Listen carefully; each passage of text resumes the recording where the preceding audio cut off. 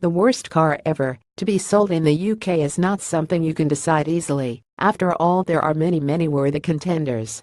When you also consider that in general car development has come a long way over the years, a bad car by modern standards might not necessarily be that awful compared to one from the 1980s.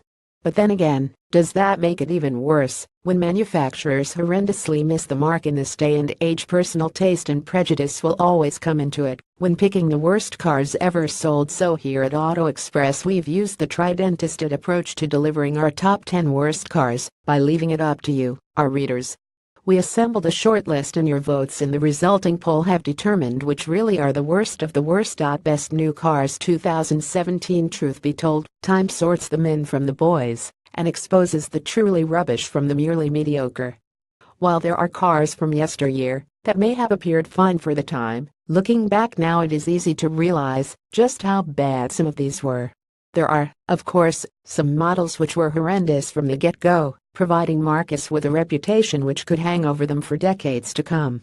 How the worst cars are made these days. Car manufacturers spend millions on vehicle research and development to ensure that it's nearly impossible to produce a bad car.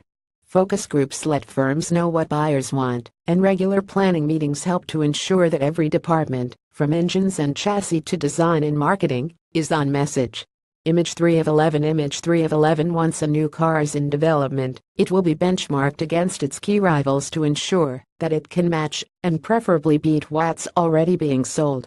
With all of these things in place, a car manufacturer really will have tripped up quite badly if it manages to produce a total dud. However, it hasn't always been like this. In the past, it seemed like some manufacturers had a suck-it-and-see approach to launching a new model. Some cars probably had good feedback when released as a concept, yet the final production model was so badly executed that it destroyed the goodwill of any car buyers who may have been tempted to buy it. Then you have the badge-engineered models. Some of these try and add polish to an already aging design with half-baked upgrades. They tend to be prime worst car candidates.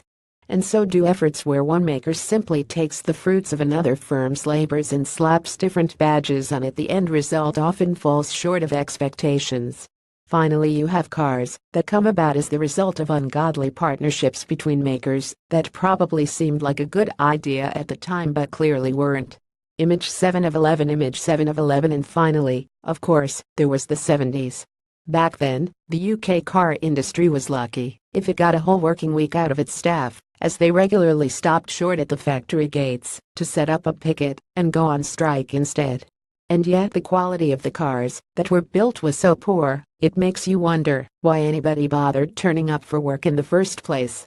Choosing the worst of the worst, taking all of these worst car categories into account, we picked 18 woeful wonders from the 1970s, 1980s and 1990s. It seems these decades were ripe for rojoing rubbish, and readers voted for the best of the worst in our online poll. A total of 4,782 votes were cast on that poll between those 18 cars, and the 10 with the highest votes make up our list.